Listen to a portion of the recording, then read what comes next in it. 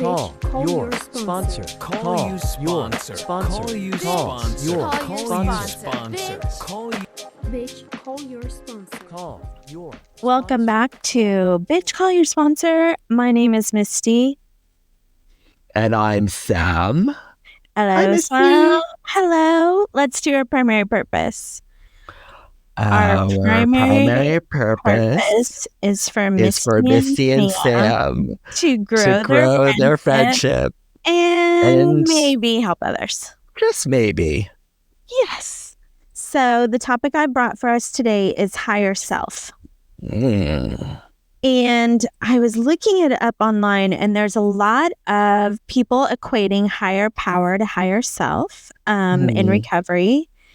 And then I think I sent you this Glennon We Can Do Hard Things podcast where Elizabeth from Eat, Pray, Love, I forgot her last name. Do you know? Yes, Liz Gilbert Liz Gilbert was on, and she said, now this is, third party. I don't know how she got this information, but she said that writing a letter to yourself from your higher self was originally supposed to be in the big book as a tool to use every single morning. And I was like, well, I have never heard this before. So she started a Substack, which is where you pay. Isn't this convenient?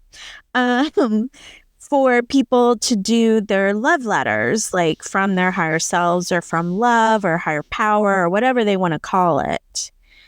And when they were reading these, and I've been implementing it, it has had a profound experience on me in the last week.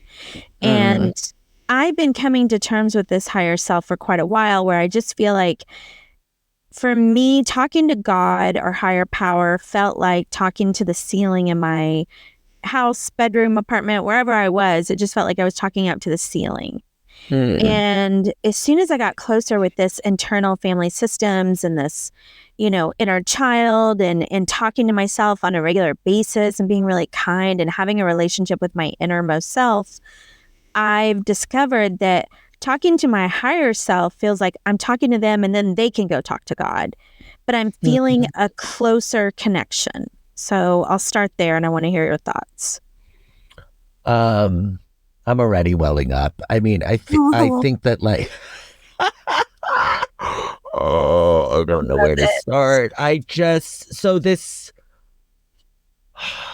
So thank you so much for sharing. I didn't realize Substack is now a paid for situation. I didn't click on it. I've been trying to practice moderation and not jump into down every vortex I find, which was very difficult for me. However, I so appreciate you sharing the Glennon and then the Liz Gilbert. I didn't realize they were that close of friends, and that her partner Liz's partner had passed from an overdose. I went down that hole. Yeah. Who I actually think I have known in some point in this journey, actually.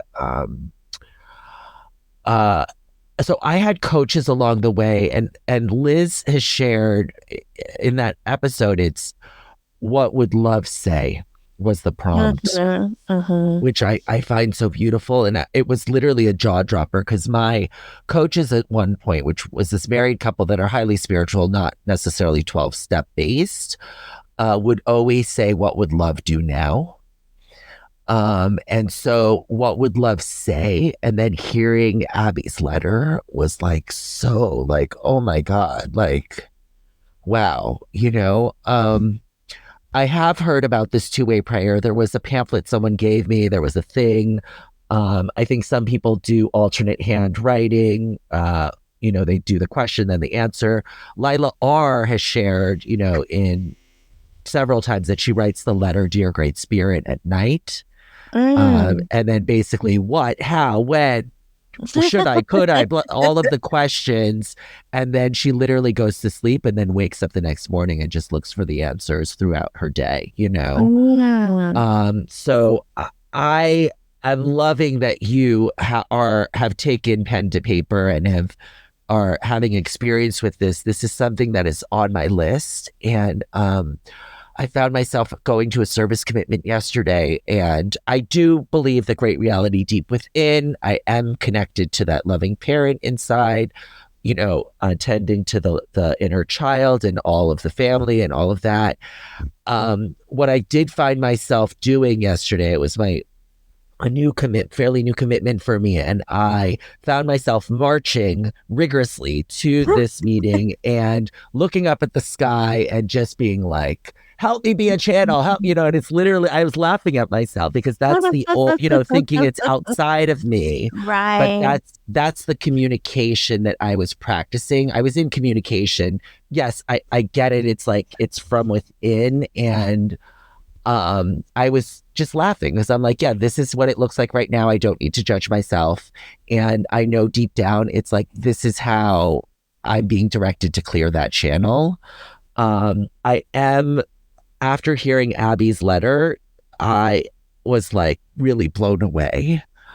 And I could really identify, and like just hearing everyone chime in and hearing Glennon, like being like, wow, what a blessing it's been to hear my partner's thing. And the thing that really has come to me this morning is, I always talk about sex and intimacy, and for me, they've never really intersected. And what's dawned on me is that as I continue to love and experience my child, as my child is, and to just love my child exactly, it's like I'm actually seeing it reflected on the outside, where it's like all the bits and bobs of other people that annoyed me or were like, oh, this is such a turnoff, this is my ick list, is actually becoming like, oh, wow, I really love that person more. And this is literally within the last 48 hours where I'm like, oh my God, like, this is the stuff that I poo-pooed because it was like not perfect. So I love that you're bringing this, and I've got more. More. Let's keep going. Let's talk about, I don't think you've listened to Glennon's letter yet.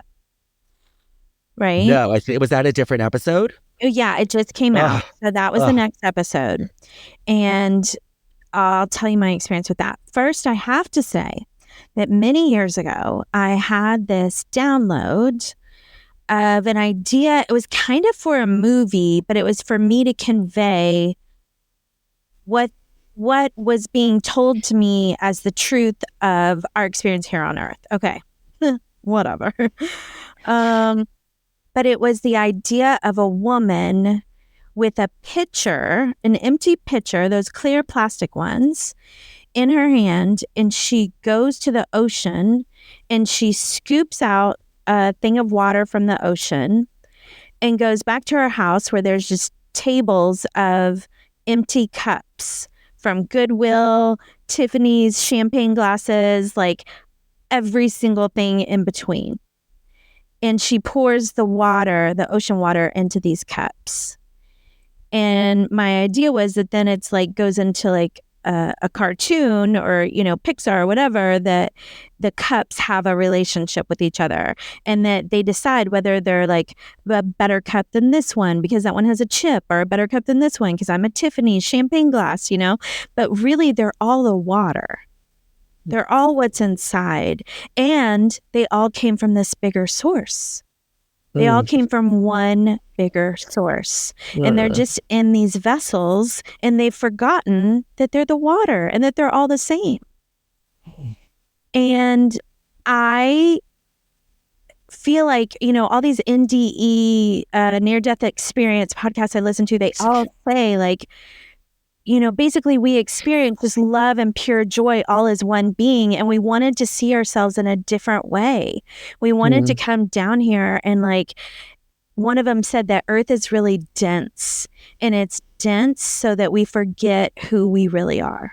And see, our job is to remember, if we can remember who we really are, and that we're all in each other. We're all one. And so I had this many years ago, and I would just walk around going, I see the ocean in you. You see the ocean in me. Like I was on a high of it. And anyways, Glennon's letter, I got really mad at. Oh, is it the same situation? Well, my ego, my dense ego at first recoiled because she goes, it's like we're all the ocean and then we're in these different vessels. And I was like, bitch, stop right now. Okay. She did like 4 other things, Sam, that hopefully you will be like, wait, that's a Misty. And I've always had this thing with her of like, hey, you got a blog right when I was writing my book. You divorced your perfect husband right when my marriage fell apart. I did not get the lesbian soccer player. That's cool. That's not where I'm at. But, all the stuff that's how she had bestseller book. I did not. And then for her to just sit there and do this letter, and it was like, and then I was like, that's your ego. That's your dense ego. Of course you have a relationship with her. Why not just like, you see the ocean in her, she sees the ocean in you. We're all one. Like, it's beautiful that it's the same message, Thank you for sharing that. I'm going to listen to that today. You are soul sisters, you and Glennon, like legit. Like it's like one of those things, like I've had those experiences with people throughout my journey. And it's because we're so alike and that we end up becoming the besties. Do you know what I mean? Because it's like we were separated at birth. We're like the twins that literally are finishing each other's sentences. You're getting it's like very similar DNA. It's similar psychic connection. You know what I mean? It's like, and I love this thing about the vessels, the glasses, the thing, my whole thing this year is get closer to the core. Get closer to my core. The core for me is love. And what are the blocks, right, that I get distracted with, that I then compare the old stories, I'm not enough, they're better, there's not enough, this place of like not full abundance, more for you, less for me, instead of more for everybody, and I can easily fall into that, like very, very quickly. And I love that you guys, your timeline is for me, that's all spiritual GPS. It's like you're going to cross paths and you're going to be besties. You're going to like co-authors. You're going to create something new. You're going to create like the next OWN that's like, Oprah's channel, but it's like actually going to be like, like full on blossom it, into this whole other realm that's like we never considered possible, Love it. And I actually think like, as it's as the program shifts for me, I heard it doesn't get different. You just go deeper, and, that fully aligns with my closer to core thing. And it's like removing, like, I think of like going to the dentist and they remove the plaque and then it's like more comes on because there's more wear and tear. And what am I doing maintenance, and like maybe the dental visit is actually the retreat, or maybe it's venturing into a new program or new coach or new whatever, a new dimension. And it's like, it's painful to get the plaque removed. It's painful because it feels comfortable, right? It's like what you say, like, alcoholics of my type find a ditch and decorate, right? Like right. I get comfortable. Yeah. And I love what you shared about Glennon and I and that whole thing. Yes, and more. And I the whole thing, this real feeling of knowing that I'm not Misty. I'm one with every single person. And knowing that I can't reject me. So another person can't reject me. Another person can't judge me. That's me. I was driving down the road. I practiced this thing of that's me. But I don't mean it as in, whereas before I meant it as in me, Misty, the personality. Now I just mean it as that soul. you know, like take away that ego dense part and that soul. That's me. That's me. So like I could smile at people that were frowning at me. I don't care. I don't care how you show up. It's not affecting me anymore because I'm you and you're me. And I literally, I am in it. Okay. I'm feeling it so strong. And then all these like God deals are coming to remind me that this is the right path. And one of them was at work, which I've told you has been really tense, but I've just been suiting up, showing up, doing the right thing. It has been so cool to witness myself in this same experience I've experienced before and giving zero fucks in a good way. Like wearing it like a loose garment, suiting up, showing up, doing my part, talking. And I had to send an email to like the big boss who I've talked to 4 times and I've sent 8 emails in 2 years. Okay. And I had just taken a picture of a sunset that showed, you know, our place like amazing. And an inner part of me said, hey, put the picture of the sunset in there. And another part of me said, this is a work email. Like, don't be ridiculous. Like, don't show a sunset picture. Everybody's going to think you're stupid and it's already weird and tense. And I said, fuck you, voice. I want to be me. I don't care if they think it's stupid. And I put the picture of the sunset in there. Well, everybody writes back about other stuff that was in the email. And then the big person wrote back about stuff and then said, and that picture is amazing. It doesn't even look real. 2 days later, they came to my office and sat and talked to me about work stuff and had the longest conversation that we've had. Because I trusted that inner voice. I didn't even trust it like to get anything. I just wanted to be me, and I gave zero fucks about what came from it, whether it was bad or good. Call your sponsor. Call your sponsor. Call your sponsor. Call Bitch, call your sponsor. your sponsor. Call your Send us an sponsor. email with comments, questions, or concerns bcysponsor@gmail.com. Don't forget to rate 5 stars.